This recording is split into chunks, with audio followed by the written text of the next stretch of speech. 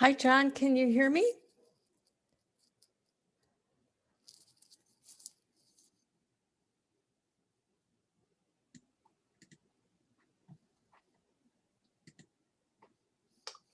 Hey, John. Hey. Oh, I can hear you. Wonderful. This is working. Hey, Pam, how you doing? Wonderful. We are probably uh, uh, people can listen to us during this practice session, but I want to make sure that you and I are set up so that we can share screens. So what I'm going to do is make sure that your screen can be shared. So let's see if you can put your screen up for a quick practice. Yeah, we got it. Perfect. Perfect. Okay, great.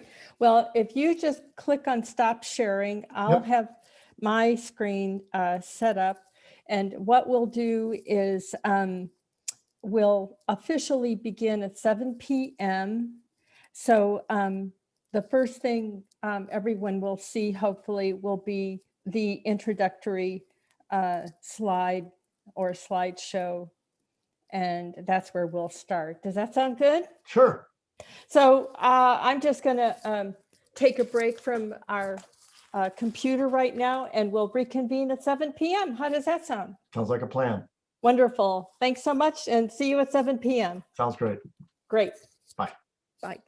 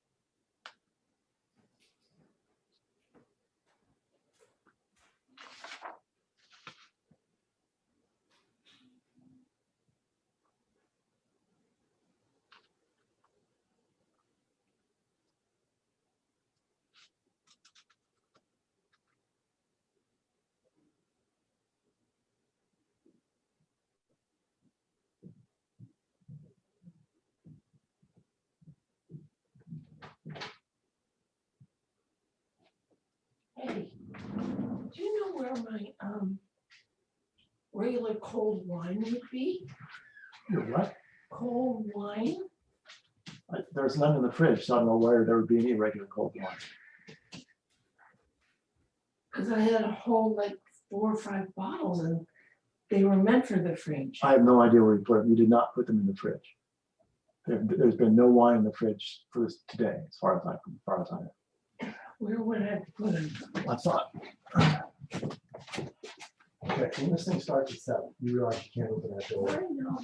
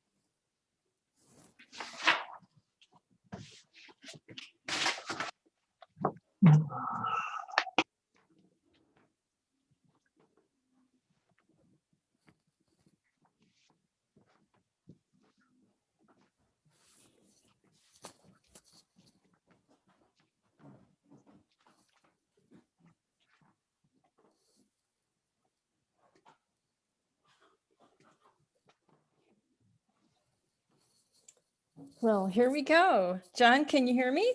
I can. Wonderful. And does the screen show the first slide? No, it just shows a little thing by you and But does it show the welcome slide? yeah, now it does. Oh, Yeah, good. I've Yeah, got we'll a little start. inset for you and then my big screen. Yeah. Okay, great. So we'll start with a few introductory slides. So I'll start by saying, welcome everyone to our February 2021 speaker series. And tonight we're excited to have a presentation by John Zentner titled A Rainforest at Our Feet, Local Wetland Restoration in the San Francisco Bay Area. And I'm Pam Young, and I want to start with this disclaimer that we want to assure everyone can have a safe virtual space and remind you all this is a webinar system, and therefore we'll have a Q&A at the end. This is recorded, and if you prefer not to be recorded, just mute your microphone and turn off your video. Then going forward, I just want to alert you to a few quick announcements.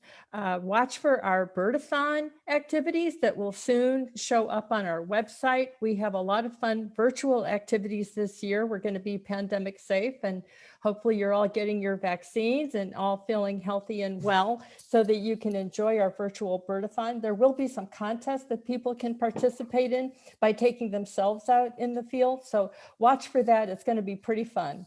And also we encourage you to check out our partnership with the Native Plant Society. I think we need to get back. Let me see if I made a mistake here. See if I can get back to,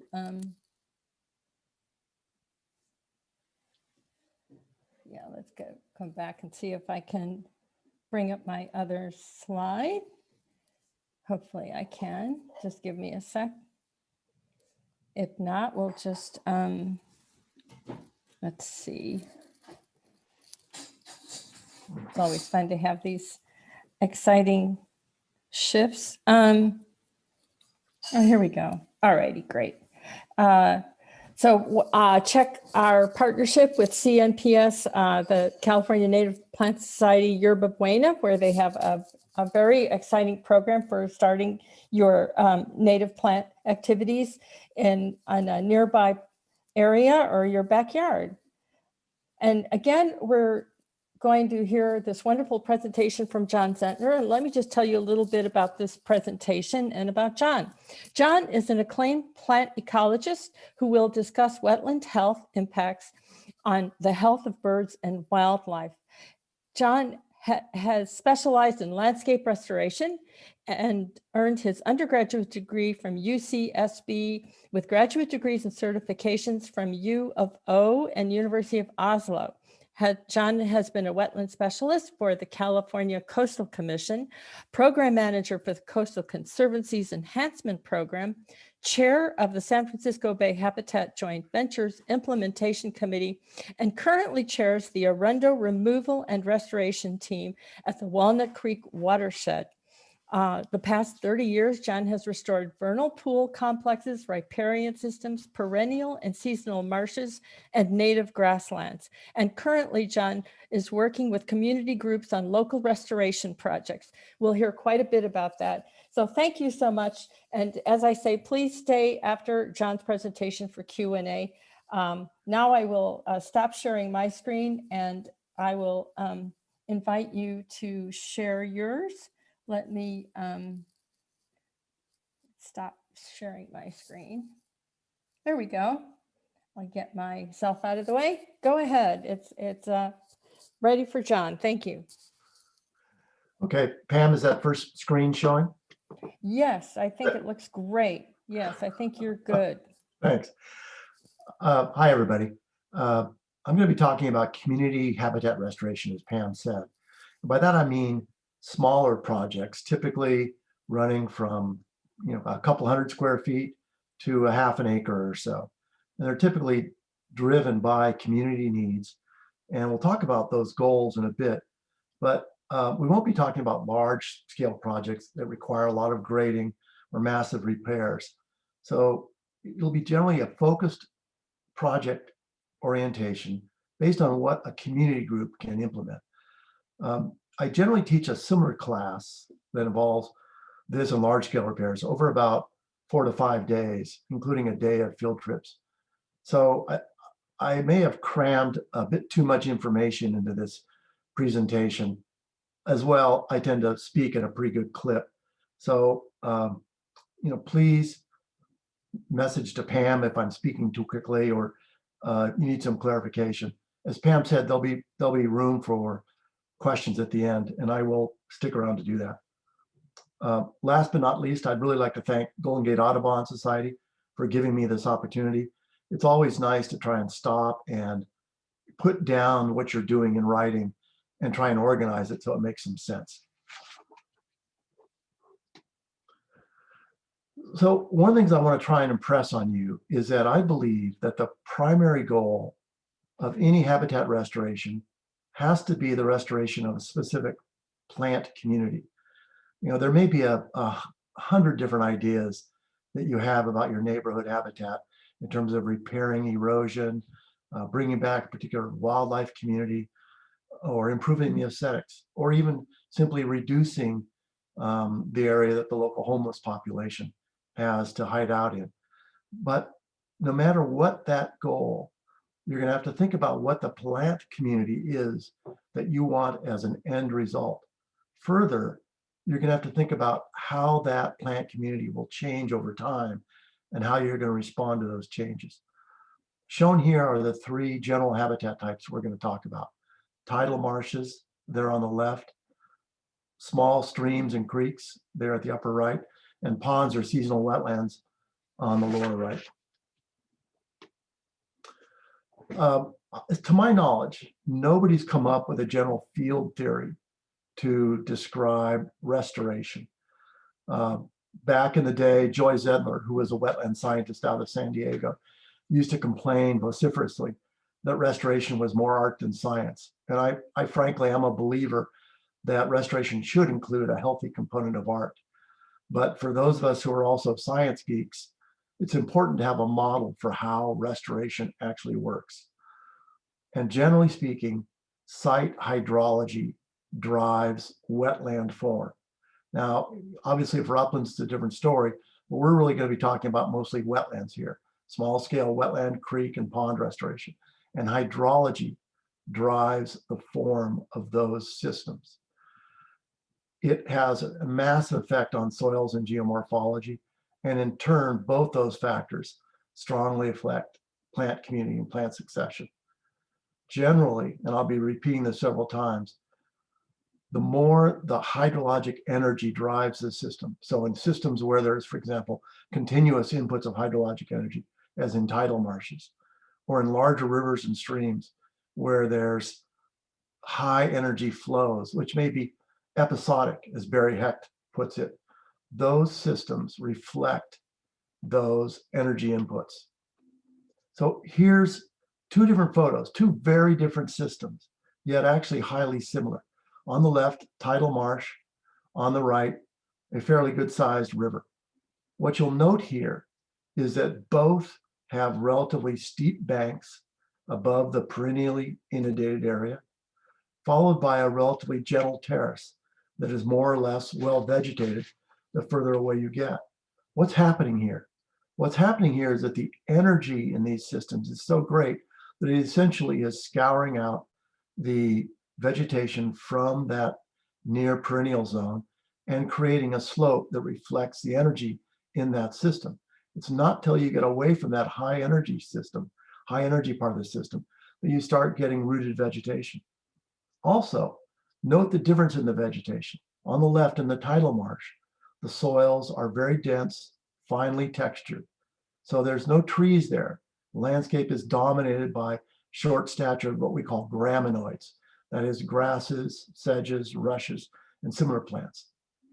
Conversely, over in the riparian system, the soils are relatively coarsely textured, and the vegetation is dominated by trees and shrubs and other deep-rooted species. Here's a diagram showing how this works and the similarities between the two systems. The one on the left shows a typical Bay Area tidal marsh, and this is provided courtesy of what used to be Phil Williams Associates, now is ESA, PWA, and the State Coastal Conservancy. Note here, again, the relatively steep foreshore up to the mean high water mark.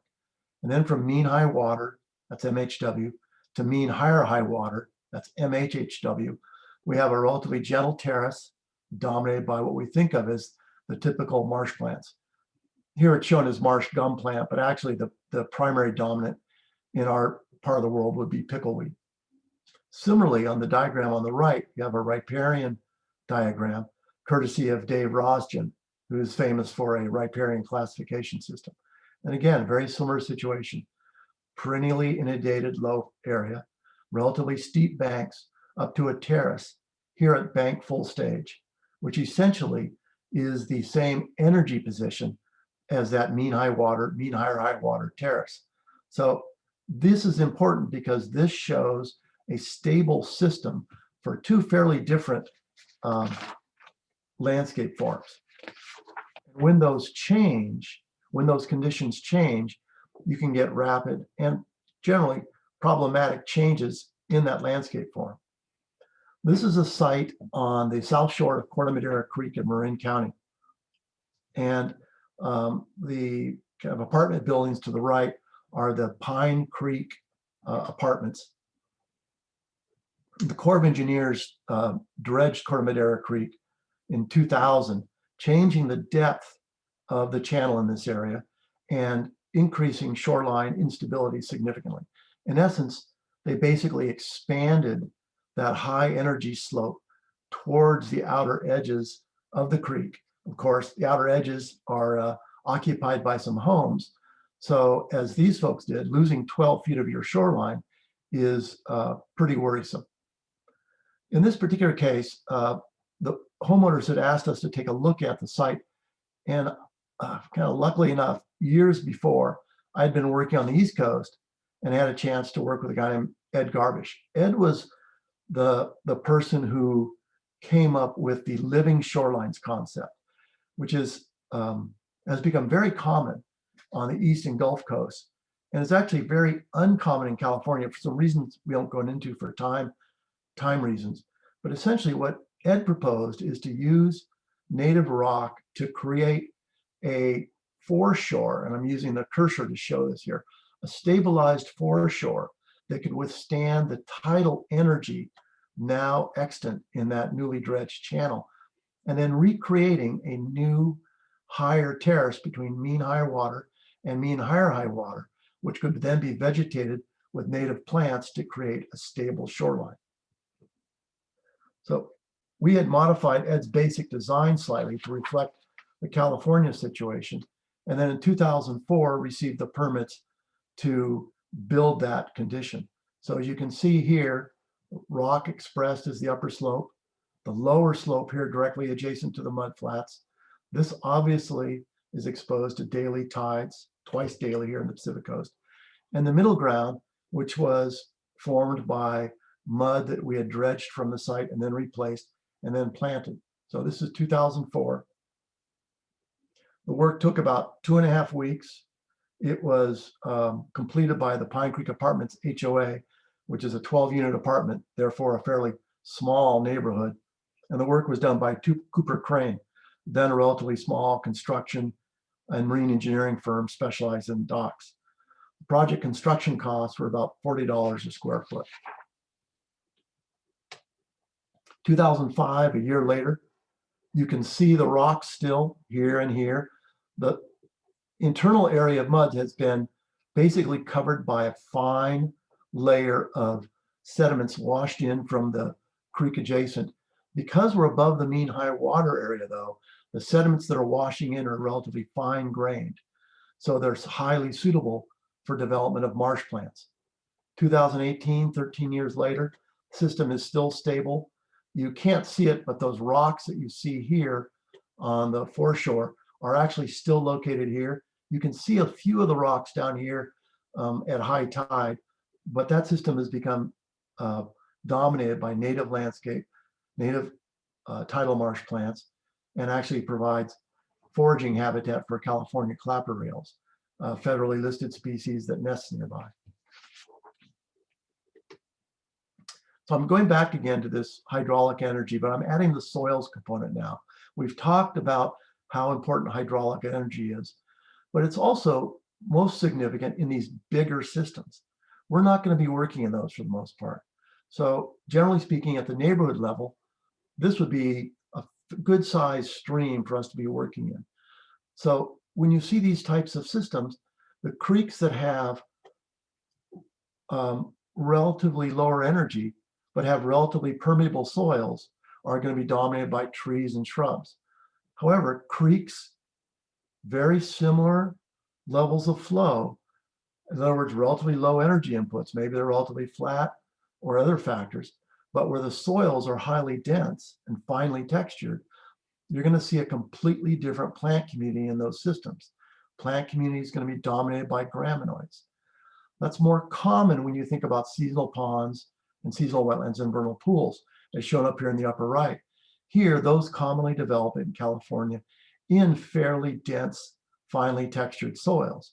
And so we don't often see trees in those areas. However, up in the North Coast, we do have many seasonal ponds in relatively permeable soils dominated by trees.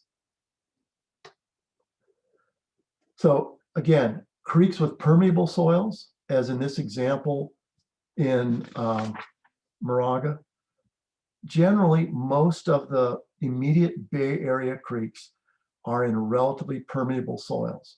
So kind of running through the various soil types you'll see here, clays and clay loams, as we have here, tend to support willows. On the other hand, in areas such as Livermore, where you have a lot of rocks and gravels, you'll see creeks dominated by sycamores.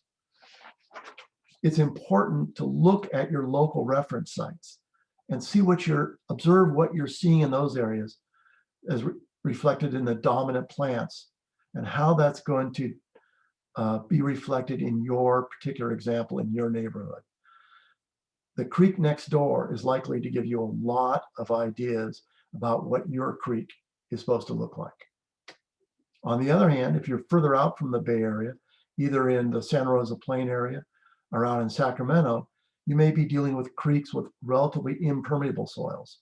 This is a restoration project we completed almost 2.5 decades ago at Laguna Creek in the South Park of Sacramento County. The creek flows through a plain of very old, about 500,000 years old soils, which are highly impermeable. So it includes very few trees or shrubs, except where the soil's been broken up by the water. The trees back here are on an inclusion of a very different soil, a Botella clay loam that will support valley oaks and related species.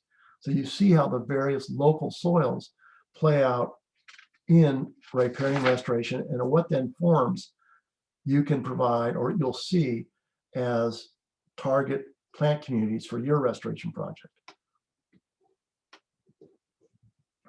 So recapping, hydrology. Flows can be unidirectional, like as in streams, right? Bidirectionals, tides or seasonal ponding, and or static, perennial ponds. Again, the energy in flowing waters powers wetland and stream habitats. Erosion can be rapid or very slow.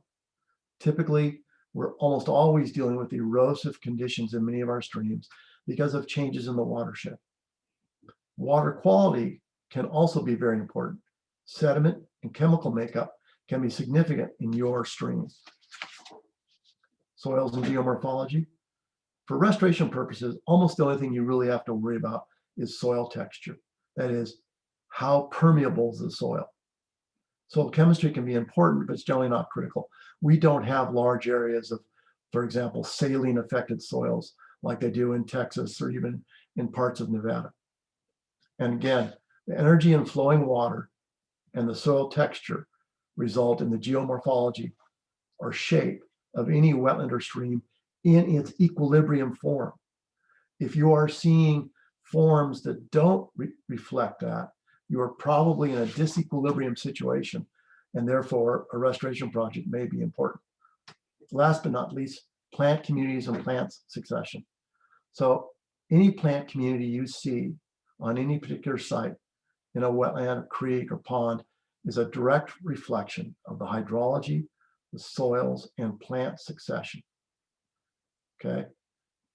Plant succession is important here because our streams, our wetlands, our creeks and ponds have generally been highly disturbed. So finding a good reference site can often be one of the most difficult tasks of any restoration project. I also want to put a plug in, because this is one of my pet research areas, for examples of historic wetland creation that abound throughout history. One of the classic examples is rice farming. Rice farmers are wetland restoration ecologists. Imagine creating these terraces and holding ponded water throughout the growing season without those dikes falling apart. Similarly, also to wetland restoration, rice, a perennial plant, is planted as plugs to allow and speed up growth. Hawaiian fish ponds. If you get a chance to ever take a look at the fish ponds, if you're in Hawaii, they're tremendous examples of fish aquaculture. One of the things that's been pretty clear ecologically, and something the native Hawaiians knew through trial and error, is that these shallow embayments, which had a greatly reduced tidal range, are tremendously productive for fisheries. The tidal range slows down. The fish don't spend a lot of energy having to move around from predators or seek out prey. The plant growth and the invertebrate growth is huge. So native Hawaiians use these to basically create early aquaculture. However, each of these types of systems faced significant issues, the same issues you face in wetland restoration. Controlling flows in rice fields is always one of the most difficult problems any rice farmer or wetland restorationist faces. Here, as you can see, the rice paddy berm has been broken as he's starting to erode. This berm will collapse in a relatively short period of time unless it's fixed. Generally speaking, we try and take ponded waters off to the side, away from direct faces like this. And my guess is, I don't have a photo showing it, is that there's a relief valve over here on the side, just like you'd see in any other dam or other ponded area, a well-engineered one anyway, that allows overflows to cascade down over a longer period. A more structural solution is to face the rock paddy here with rock and allow a subsurface flow and drain. This allows the slow movement of water subsurface to then come out as a release, so that the head pressure is not so great. You're only getting 2 feet of drop here as opposed to 4 or 5 feet. Similarly, for the Hawaiians, they were faced with a very similar problem. How do you deal with the erosion and wave energy that a coastal embayment is going to face? Typical Hawaiian solution is to build a big rock wall.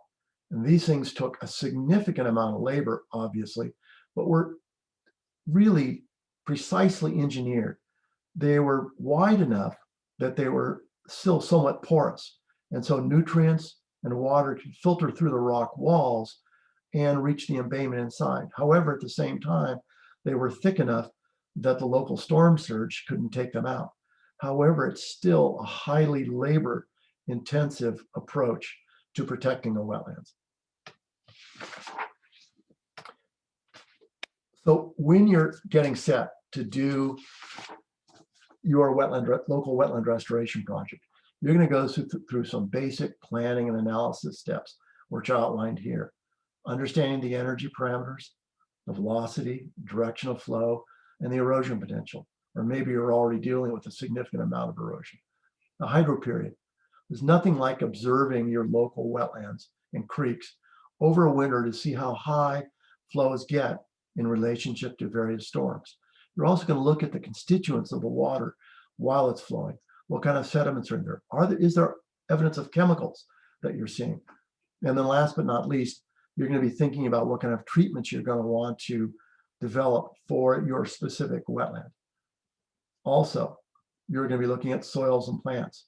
Soil texture being the primary factor here. So dig some holes, take some local observations about what's going on in your neck of the woods in regards to the soils. You'll be able to tell a lot from your reference plant communities. If you're only growing sycamores in the creeks around you, it may not be a wise move to plant only live oaks and valley oaks. Conversely, if you're only seeing an oak bay woodland, sycamores may not do it very well in your area. You also need to look at nursery availability. In the last 2 decades, the number of native plant nurseries available to us has expanded tremendously. I would strongly recommend the Watershed Nursery over in Richmond. They've got a tremendous selection of plants, and they can help you figure out which plants are going to work in your area. I'm not going to go into plant sizes and costs. That's a whole nother subject that take a couple hours to look at. But if you take a look at the Watershed Nursery's website and go visit it, you can get a pretty good idea of what's available and what sizes you're dealing with. Generally speaking, it's better to put in smaller plants that are easier to dig holes for example, but you may have some more potential for herbivory. And then finally, weed control and irrigation. We're going to talk about those a lot as we get further into this.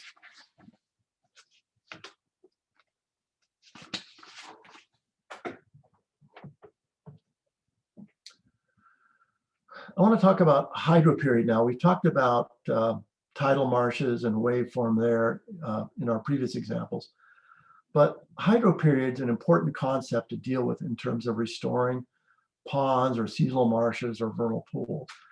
And generally speaking, these systems can be very small. You can do a seasonal wetland restoration in somebody's backyard, for example. I've seen a number of them in the Bay Area.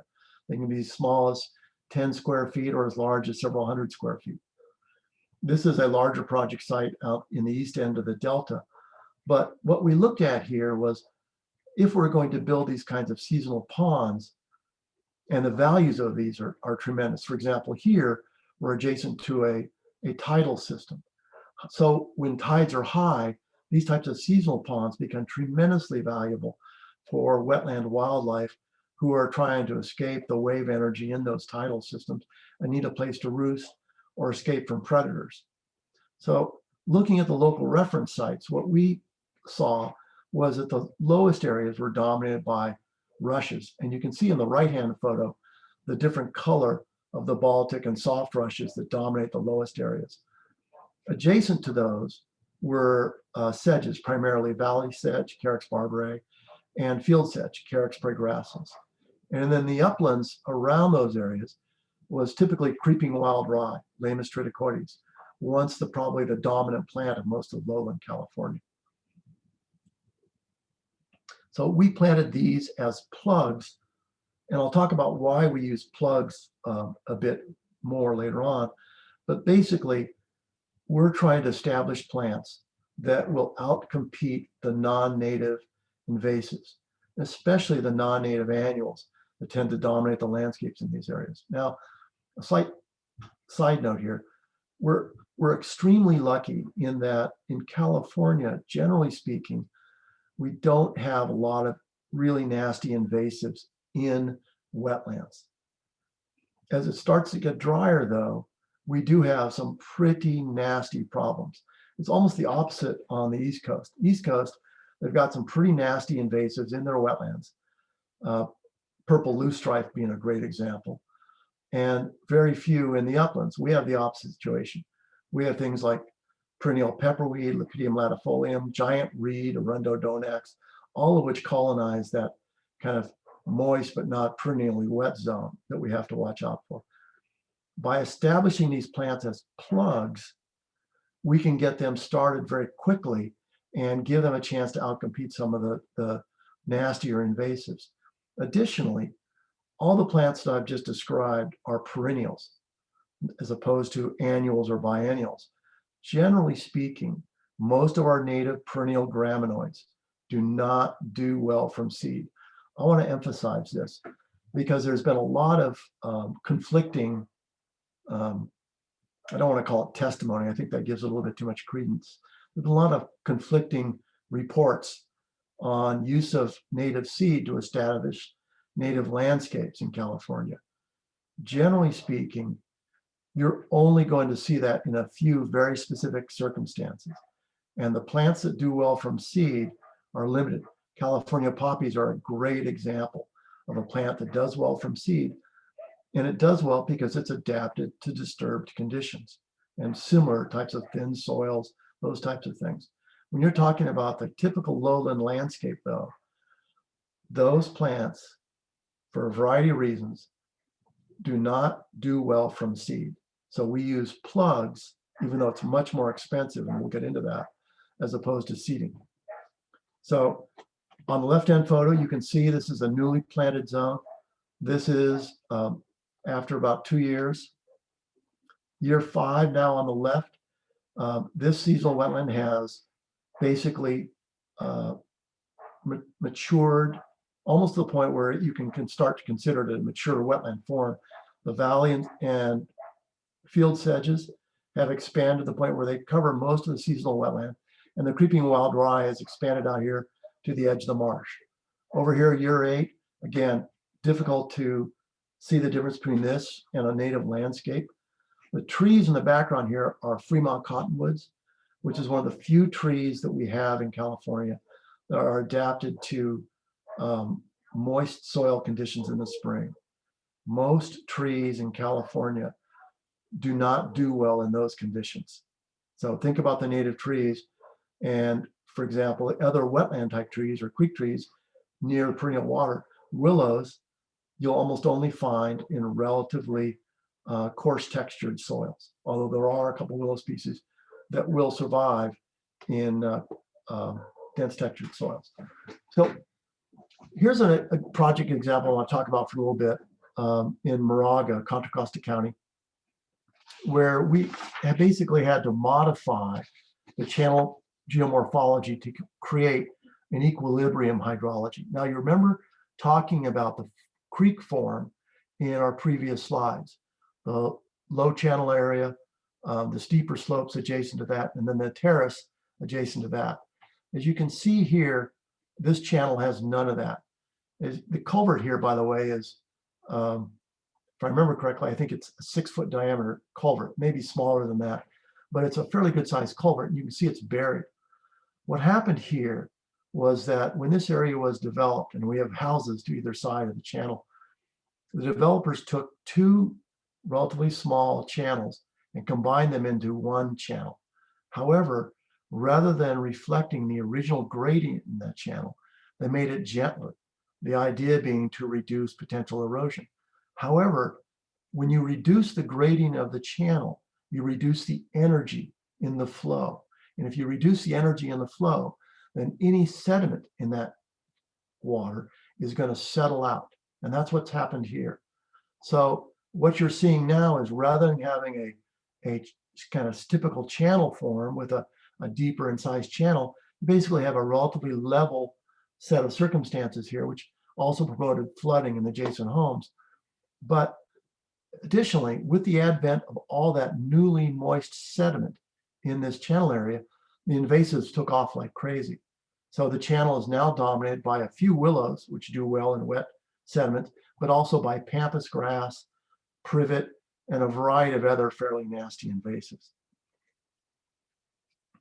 By observing local streams, and there are a number of them, we were able to hypothesize what an equilibrium stream looks like in this area. So we came in with the Sanders Ranch HOA and cut a new channel form through this area. As you can see, there's a relatively deep incised channel coming from the culvert, relatively steep sides, and then a relatively flat terrace adjacent to that, and then a larger terrace adjacent to that for larger flood flows. We lined the new channel with coir fabric, it's coconut fiber, to provide short-term stability while the channel plants were growing. This is spring. You can't see them very well, but this entire area has been planted with plugs. We used Baltic rush down in the channel bottom and at the lowest part of the channel. We used a valley sedge along the area of coconut fiber, and then we used creeping wild rye up above the coconut fiber area.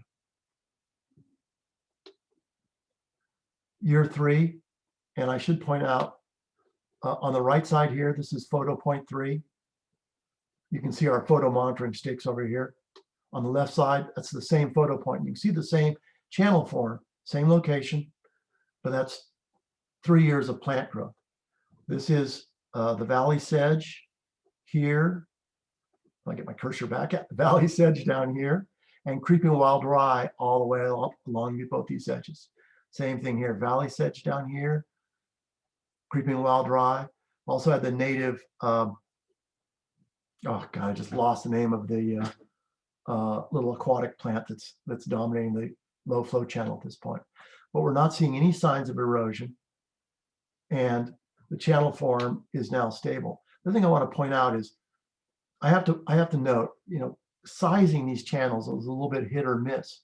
However, if it's a little bit too large, sedimentation within the channel will reduce the channel size to an equilibrium form.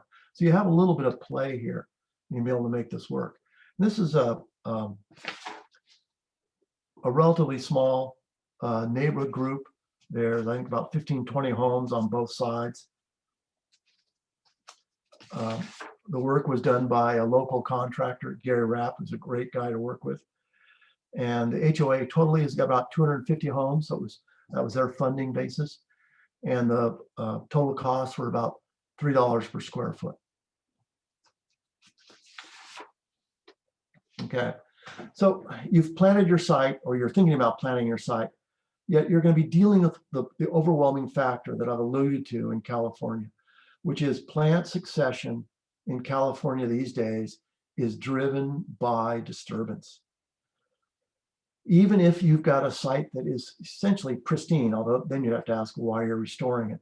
Generally speaking, you're going to be either taking plants off that site, which is going to disturb the soil, or you're going to be going through wholesale disturbance like we did at the creek example I just used, where you're essentially scraping off the top layer of invasives and then planting the soil underneath that. That is a freshly disturbed site, which is going to be a haven for the non-native weeds, which will outcompete the planted native species.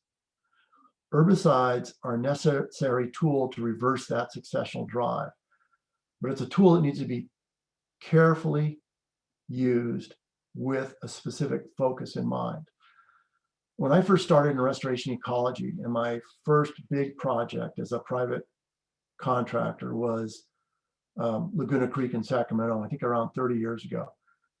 It was about a mile of creek. It's a good sized project, about 30 acres. And my belief at that point was we could do all the maintenance work via organic methods, essentially not using weed control. And I learned a pretty hard lesson, an expensive lesson, because we had not included that in our bid. And so we ended up having to pay that cost.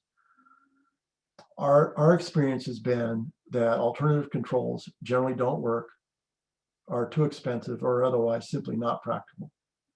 But again, I want to emphasize our approach is on focused use.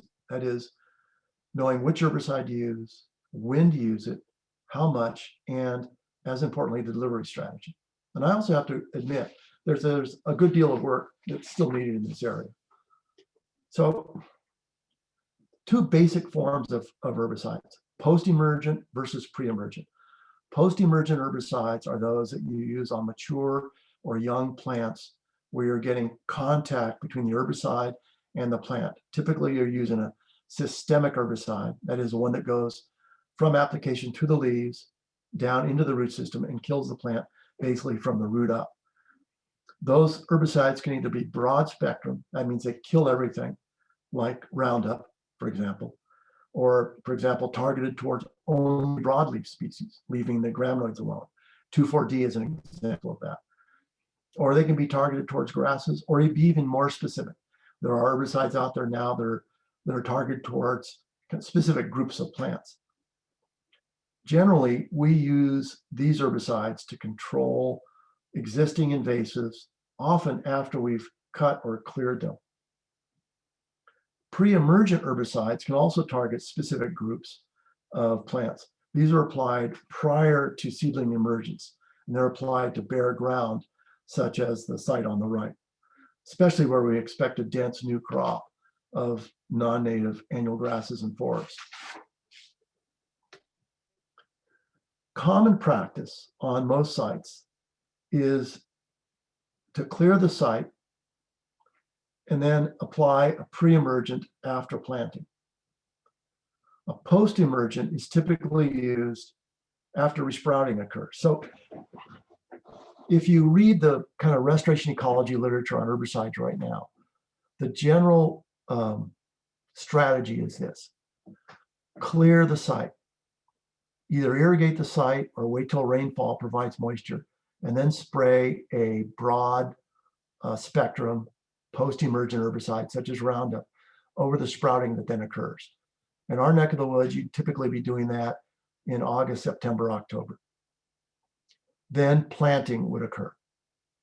And then depending on what you think is going to occur on the site, you may apply a pre-emergent to stop seedling growth 2 or 3 weeks after planting. So the photos we're looking at right now, the photo on the right is from near San Ramon Creek. And this site was cleared, a post-emergent was used, but no pre-emergent was used. It was planted, but again, no pre-emergent was used. And the data speak pretty well for themselves. The absolute native cover increased, but it didn't increase significantly.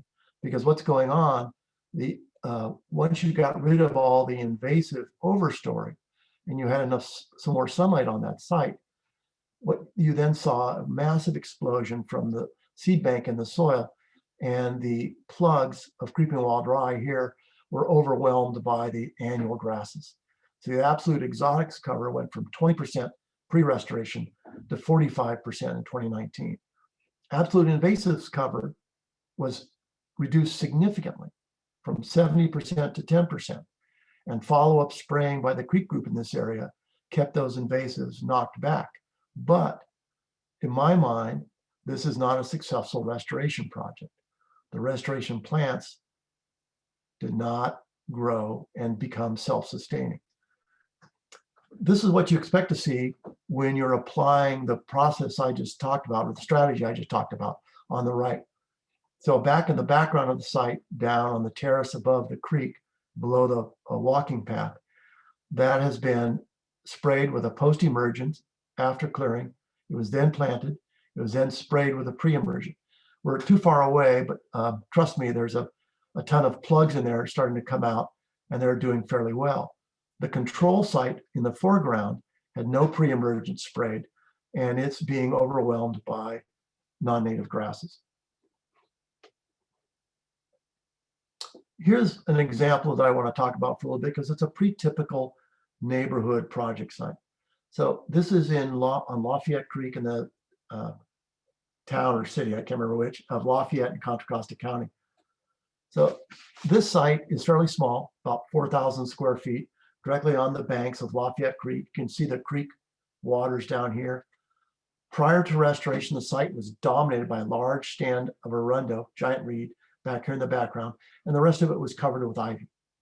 We had a fairly good overstory of native trees, a big coast live oak here on the right-hand side, a native buckeye, and some other oaks on the other side of the creek. This is fairly common, especially in suburban Bay Area. The native overstory tends to still be there, while the understory is completely dominated by exotics and invasives.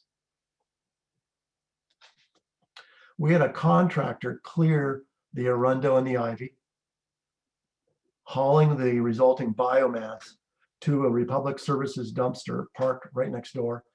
By the way, a shout out to Republic Services. They've provided us dumpsters for free as a nonprofit. That's been just great and saved us a good amount of money. We then sprayed the cut arundo and ivy with a post-emergent herbicide, Roundup in this case. Here in December of 2019, the site clearance has been complete, as you can see. I didn't mention it, but there are also a number of semi-mature privets down in the site as well. We then had a very strong community planting event hosted by the Lafayette Creeks Committee and under the auspices of the Walnut Creek Watershed Council. And we had a tremendous turnout, including the former mayor, Mike Anderson, here in the foreground. You can see a tray of plugs here ready to be planted. But the other thing that's going on here that I want to point out that is especially true of the volunteers, volunteers love weeding. We had cleared out the ivy and sprayed it, but there was still a tremendous amount of ivy roots in this area. These folks spent an hour and cleared out the entire site of most of the available ivy roots. These are a typical example of plugs about a month after planting. You can see the keys here for scale. If my cursor shows up, yeah. So these are plugs of creeping wild rye. And this is just a few months after planting. You can see the creeping wild rye and the valley sedge really starting to take off here and keep going. We did not use a pre-emergent on this site because of the shading. As you can see from the photograph, there's a lot of shading here.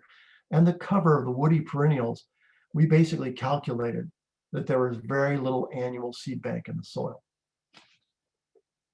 We did come back in and do some spot spraying of a post-emergent herbicide, Roundup again in this case, to try and control some of the ivy and Himalaya blackberry that had resprouted. So our controls were generally pretty successful by that marker. However, you can see from the monitoring reports that Our absolute plant cover had dropped a little bit, but not significantly. However, our absolute native plant cover rose significantly. As well, absolute exotics cover, in this case, the ivy and the arundo, had dropped considerably.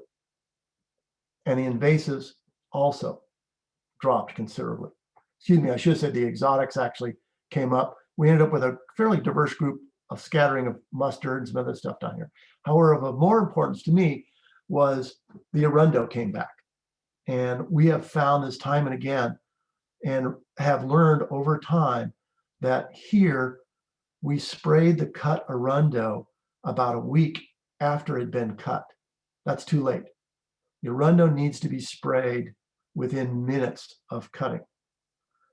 We came back, and here I also want to give a shout out to Ron Huft and Jeff Gilman from the Creeks Committee. We all collectively helped then tried some various experiments on this arundo resprouts. We tried an organic herbicide. We tried some other herbicides that the literature suggested might do well in spring. Basically, every time we cut and then sprayed the stuff or sprayed it by foliar means, that means spraying the entire plant, the arundo just sit there, sat back and laughed at us. Essentially, arundo grows so rapidly that spraying it in the spring or the summer doesn't reach the roots. The plant burns at the edges and then just puts out 100 little stems that look like a fuzzy crown ball. On arundo, I'm convinced that the only way to control it is to cut it in the fall after Thanksgiving, for example, and then immediately spray it with a handheld spot spray of the cut stem. Doing that, we've had 90 to 95% effectiveness on arundo. Last but not least, I want to talk about irrigation. So irrigation is another tool that we use to direct plant succession in the community. Generally speaking, the non-native exotic weeds and the invasives certainly don't need irrigation. However, with irrigation, especially if the site's been cleared of most of these exotics and invasives, we can give our planted material a tremendous boost in growth and help them come to dominate the site relative to the non-natives. So 3 different types of irrigation: flood irrigation in large ponds and other things where you've got gates. Spray irrigation, we generally use temporarily for the first year or so to give coverage over broad areas, generally for plug plantings. As a side note, given how uncertain rainfall has become in our area over the winter, we're finding that we have to start planning on spray irrigation to keep the plugs alive. So using that Lafayette example, it was 2019, we ended up with some pretty good rainfall that year. We didn't have to. This year, this winter, we had, as you'll remember, we had that really nasty period of relatively hot weather in the middle of December. We ended up having to do spray irrigation on 4 out of our sites in Contra Costa County. Drip irrigation we use for focused delivery of water, typically to trees and shrubs. So spray irrigation, here's another Lafayette site where we stretched hoses with impact sprayers out and sprayed a 8,000 square foot site to keep those plugs alive. You can see the plugs down here. Generally, you run this off of a potable water source. Here's a filter, backflow preventer, hooking into an existing city system. Drip irrigation here, typically used for trees and shrubs, delivers spot irrigation just where you need it. If you irrigate all this area, if you don't have it planted, it's guaranteed you're going to grow a lot of weeds. Drip irrigation is a great tool to deliver spot irrigation for 2 to 3 years to the plants you need it. Start with a valve, typically like a hose bib, which can be run from somebody's backyard, backflow preventer, pressure regulator to drop the water pressure down to allow it to use for drip tubing, a filter, and then a tubing adapter. And then typically we use 1/2 inch black filter tubing with emitters directly into the tubing. I want to talk about herbivory very quickly. We generally don't have a big problem with herbivory, except on specific sites where we have our friends over here on the left. Canadian geese are a significant problem. This is a recently planted site here on the left in Pleasant Hill from 2019. We lost every plant in this area to geese. We remobilized this year and planted the same site. However, we had to invest in goose control. So last slide of the night, and then we're going to talk about or take some questions. And I'll get a chance to stop talking for a moment. So costs. This slide's pretty self-explanatory. Restoration is not cheap. You can make it much less expensive with a lot of volunteer labor. But if you're looking at contractor costs, generally riparian and pond restoration, and I'm not including grading in here, is going to cost around $80,000 to $100,000 an acre. And that involves typically clearance of heavy to even medium invasive growth, plug plantings, planting trees and shrubs, providing a relatively minimal low maintenance temporary irrigation system, and doing some herbicide spraying. Thanks very much. Pam has kept you all quite quiet. So Pam, I think we're ready. Let's go to some questions. Thank you so much, John. That was fantastic. I really appreciate your very clear explanations and wonderful imagery, the before, the during, and after. So yeah, we're ready for some questions. Thank you, everyone. And let me see if I can find out. Oh, great. So here's a question. How can someone work or intern under you or with you? It's wonderful work. Great question. You know, we're a relatively small group, and I'm one of the board members, the board chairman of the Restoration Trust. We basically provide technical assistance to creeks groups that are looking to do restoration projects. And honestly, I'm not sure we have the capability of well, I shouldn't say that. I guess, shoot us an email at the Restoration Trust, info at the Restoration Trust, and send us a resume and we'll talk. I would also take a look at Save the Bay or Save San Francisco Bay and some of the other groups that are doing community-based restoration. Save the Bay has done a tremendous job with volunteer-driven projects around San Francisco Bay, generally more oriented towards tidal marsh projects, but they have their own nurseries and they're a great organization. So I'd take a look at them as well. Thank you. And then the next question is, are there any sort of credits like carbon credits for restoring or recreating such valuable systems? That's a great question. Dr. Glenn Holstein, who was one of our board members, took a look at one of our tidal marsh restoration projects dominated by tules a few years ago and calculated that based upon the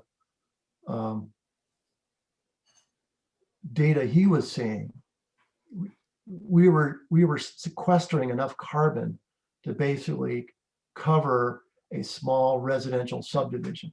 Is what's going on with marshes, especially, and tule marsh is a great example, but sedge marshes are the same way.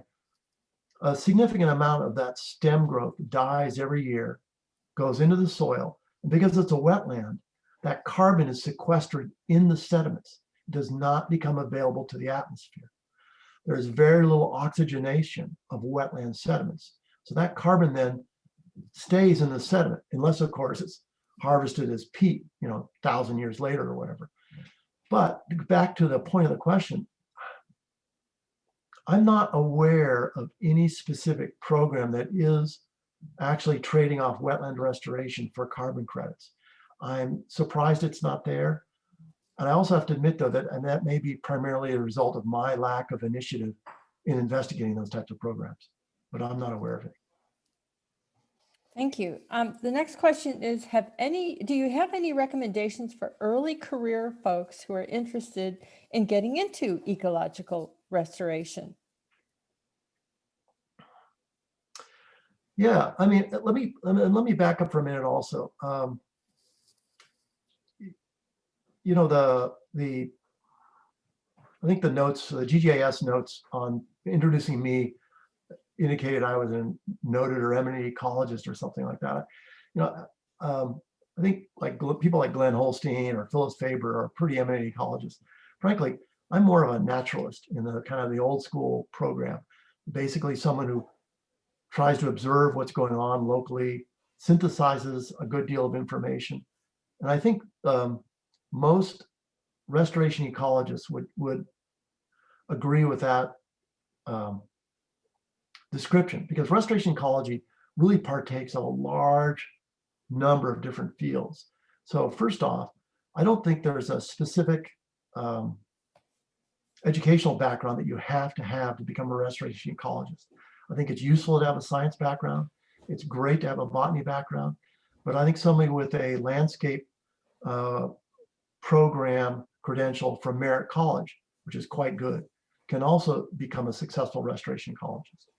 There is a graduate program at the University of Wisconsin, and I should give a shout out to them because they're pretty great folks. But largely, it's great to start off locally, experimenting in your backyard or somebody else's backyard or a public creek or other area, reviewing the available literature, trying to get a sense of what works in your area or not, and then taking it from there. There's certainly a pretty good demand for professional restoration ecologists out there right now.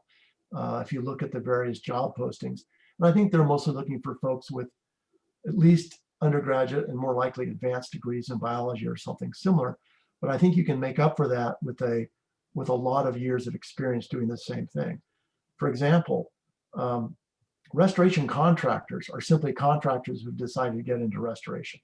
They don't have any special experience in biology or ecological backgrounds. They're simply contractors who decide they like working in restoration.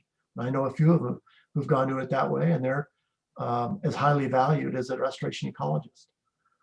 Like architecture and contracting, there is often a pretty big gap between the ecological designers and the folks who actually build what's in the ground. And from my perspective, my experience, I've had more to learn of the on the ground parts. Going through undergraduate and graduate programs at universities didn't teach me how to build an irrigation system. That, and I'm not a very good electrician, so you didn't see me talking about electrical valves. So yeah, there's a lot of things you have to learn. And you can come in from the reverse side, come in from the contracting implementation side as opposed to the science educational side.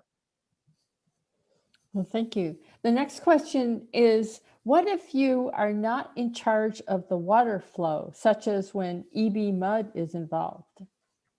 Yeah, you're almost never in charge of the water flow. I mean, I can't, unless you have the ability to put in a gate or some kind of other structure, which is really problematic from a permitting situation. You're almost never going to have that ability to manage the water flow. Let's say a more typical example. There's a wastewater treatment plant up above you, and they just release the water when they can release it. However, the plant community downstream of that water source is going to reflect those flows. And you can work with East Bay mud to understand when those flows occur, how much they're going to occur, what the flow direction is going to be, and you can design your restoration project around that. And frankly, East Bay mud tends to be pretty sympathetic to trying to manage those flows for community purposes. The Friends of Orinda Creeks have spent a lot of time with East Bay mud, working with them to manage flows downstream in North Orinda for restoration purposes and for trout reintroduction. And there are some things they can't change because there's old structures involved, but East Bay mud has done, I think, as much as they can to try and make that work. Thank you. The next question, I think you did address this a bit in your talk. The question is, are there any effective herbicides that are more eco-friendly than Roundup? That's a really great question. Not presently. There's a variety of organic herbicides out there, that depend on various oils, mint oil, for example, that kind of stuff. And we've experimented with those. and they're generally not as effective. Our approach has been, and I'm going to speak a little bit from a kind of just a general landscape contracting standpoint as well.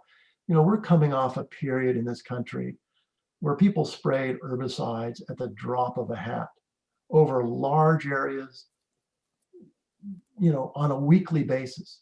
People wanted to see the turf without weeds whatsoever. That herbicides are dangerous, okay? Anything that kills living organisms is dangerous. The issue is to limit the spread and extent of those herbicides to the target plants, not spraying everything willy-nilly. Roundup actually has a very short shelf life once it hits the soil.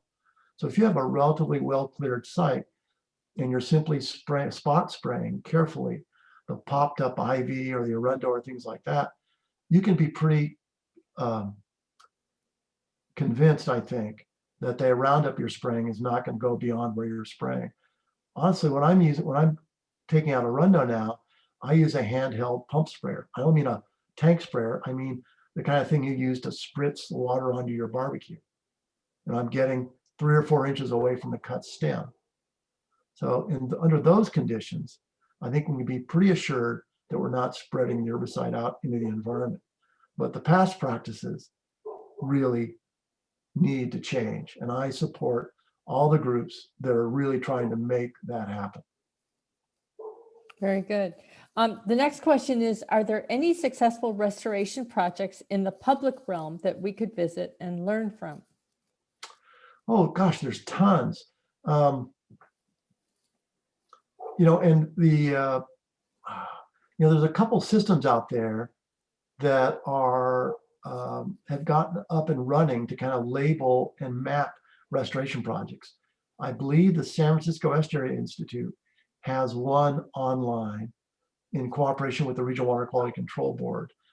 And the Corps of Engineers, the Army Corps of Engineers does as well, the Rivets system.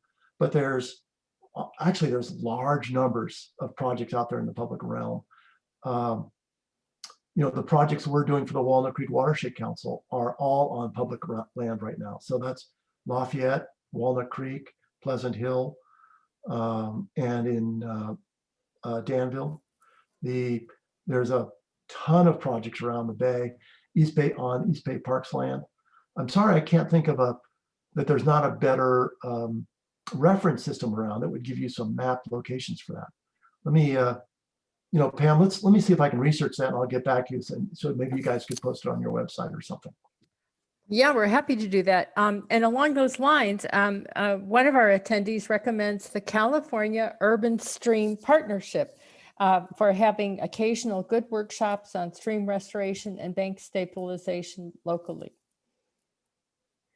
Yeah, I think that's still run by Ann Riley, who is one of the preeminent geomorphologists and studied under Lewin Leopold, who was the geomorphologist for the West Coast. And the next question, let's see if it's a question or a comment. It's kind of a question and a comment. Maybe you can address this. The attendee says, it seems there could be an advantage of creek restoration regarding insurance coverage of an HOA, so that there might be a reduction in liability claims due to flooding, have some justification for the investment, in addition to the biology and ecology. That's a great point. I didn't have enough time to make that point clearer, but if you remember back along that project example I used for Sanders Ranch, where the two creeks have been joined as one, because that creek had become so overgrown with invasives, the natives, landscape contractors felt perfectly comfortable throwing cut dead stems, trunks, tree trunks, all kinds of stuff back into the creek at that point. Along with all the dead wood that accumulated because of the overcrowding material, that was a significant fire hazard. Now, I don't know if the HOA got a break in their insurance because that then became cleared out, but a healthy riparian ecosystem tends to be dominated by native perennials in the understory, a few shrubs, and then an overstory of riparian and oak woodlands. which creates a fairly park-like setting. So it's the perennials reduce fire hazards significantly, whereas the non-native annuals are a significant fire hazard. So right off the bat, there's a significant problem there, although I don't know how well the insurance recognizes that. The other thing we have seen, and it's kind of strange, is that the restoration of these creeks reduces the potential for homeless encampments, because suddenly the creek system is relatively visible. You can see through there. So rather than an area that people can hide out in, it becomes an area that people can see the landscape and see what the native landscape looks like. So we get a lot of comments about an improvement in the aesthetics, which I mentioned earlier that restoration needs to include more art. Unfortunately, I'm a real scientist. I have no, whatever that is, right brain capability, which is, Pam, what's the artist side? Is that right brain? Basically, that's not me. And we need more of that in restoration ecology. Got to work together, the art and science, right? Yes. There have been some great writings about that. Yes. Here's another question. What kind of timeframes are associated with the natural succession from the graminoids to more mature riparian plants that lead to better habitat being established? Generally speaking, you don't get that kind of succession. The graminoids, the old model of ecological succession where you go from a meadow to a forest, that generally has been kind of set aside by most practicing ecologists now.